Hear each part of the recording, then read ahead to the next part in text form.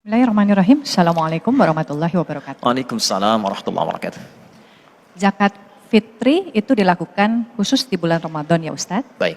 Lalu kemudian jika memang bentuknya itu harus makanan, Ya. padanan makanan apakah yang kira-kira sama dengan kurma dan gandum? Ya. Atau tadi beratnya 2,5 sampai 3 kilo, apakah kita ngasih beras? Ya. Atau ngasih makanan yang sudah kita siapkan untuk mereka supaya mereka juga makan secara langsung? Karena kan kalau beras mungkin harus masak dulu gitu ya misalnya. Nah kalau memang ternyata kita mau ngasih beras, itu harus hari H-nya besok selesai Syawal atau sehari sebelumnya sebaiknya seperti apa sih Ustaz?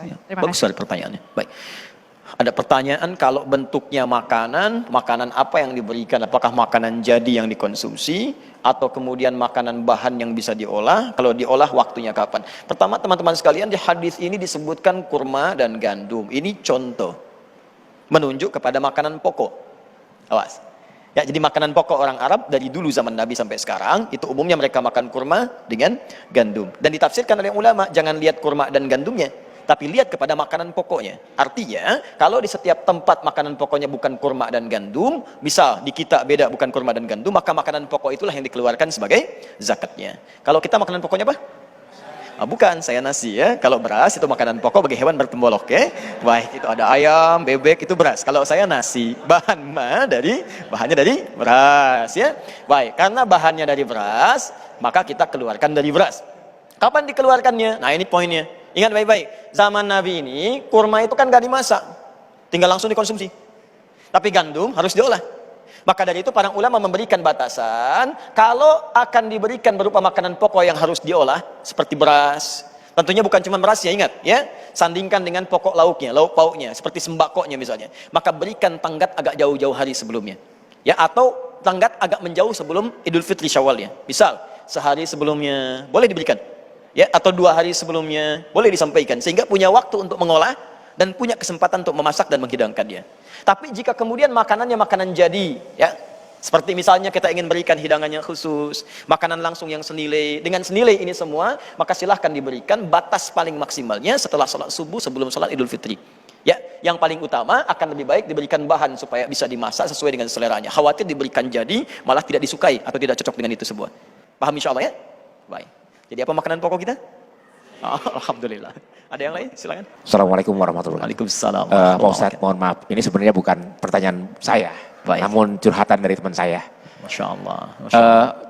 Ada miskin sekali nih Pak Ustadz. Katakanlah dia sebagai fakir miskin. Ya, saya maksudnya udah fakir miskin gitu. Baik. Bagaimana hukum zakatnya? Apakah dia juga wajib untuk membayar zakat gitu? Ya. Nah, kemudian dahulu kan nih, sekarang ini kan lagi ngetren zakat uang sama beras, mana yang lebih kita utamakan, apakah beras dulu atau uang dulu? Baik, insya Allah kejawab. Ya, makasih. Ya, bagus pertanyaannya. Di sini saya ingin definisikan dulu supaya paham kita batasannya. Beda antara fakir dengan miskin. Kalau fakir, orang yang memang tak punya kemampuan beraktivitas maksimal sehingga tidak bisa menghidupi dirinya, pekerjaan tak punya, berusaha juga sulit sehingga pemenuhan kebutuhannya dirasakan sangat susah. Miskin, orang yang punya pekerjaan, tapi hasil dari pekerjaan itu belum mampu memberikan apa yang ia butuhkan secara maksimal.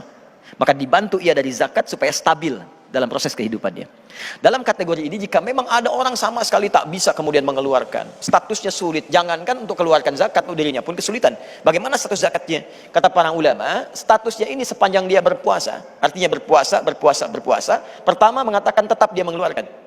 Dari mana caranya? Bisa dibantu dengan orang lain yang bersedekah. Yang kedua, Ustadz, bagaimana zakat dengan menggunakan uang? Mayoritas ulama memberikan pandangan karena zakatnya disebut menggunakan fitrun, makanan pokok, maka yang diutamakan adalah makanan bukan uang. Bahkan ada sebagian yang menolak zakat dengan uang khusus untuk zakat fitri. Karena dikhawatirkan keluar dari konteksnya. Konteks yang ngasih makanan, tiba-tiba dikasih uang, dibelikanlah pulsa. Ya. Orang sekarang lebih baik nggak makan Ustadz daripada kehilangan pulsa, gitu kan? Yang penting itu handphone, handsome sudah nggak penting kata orang, kan? Nah itu yang repot. Ya, Allah Taala alam bisawab. Jelas ya? Baik. Ada yang bertanya lagi? Barangkali? Silakan.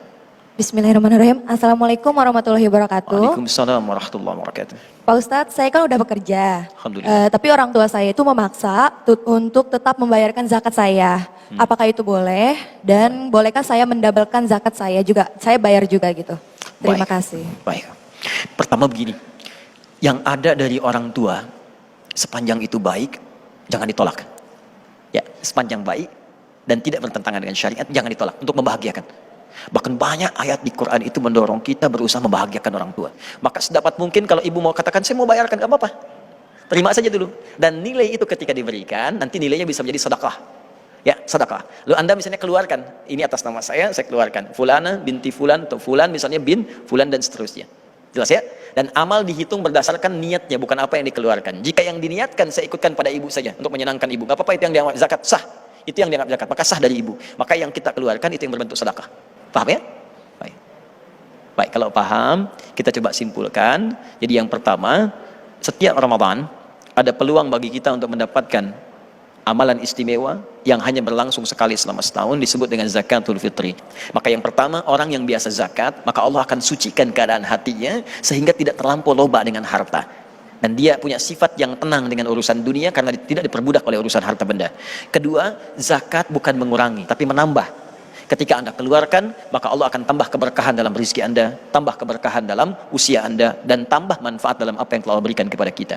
Fitrun berupa makanan. Zakat ini dikeluarkan dalam bentuk makanan, tidak dalam bentuk yang lain menurut mayoritas ahli fiqih, supaya bisa dikonsumsi dan merasakan kebahagiaan, sekaligus menunjukkan bahwa Ramadan telah usai dan saatnya makan kembali. Keadaan orang yang sudah bersih hatinya, maka kembalilah ia kepada fitrahnya. Fitrah manusia menunjuk pada kebeningan hatinya. Untuk itulah Ibnu Abbas radhiyallahu taala anhuma mempopulerkan fungsi zakat fitri yang bisa mempengaruhi kepada fitrah. Maka beliau namakan dengan zakat fitrah, zakat yang bisa menyucikan jiwa seseorang selain mengonsumsi makanan untuk kebahagiaan. Itulah inti materi kita. Semoga dengan zakat fitri ini disucikan hati kita, diberikan kemuliaan dan diistimewakan oleh Allah Subhanahu wa taala. Allahumma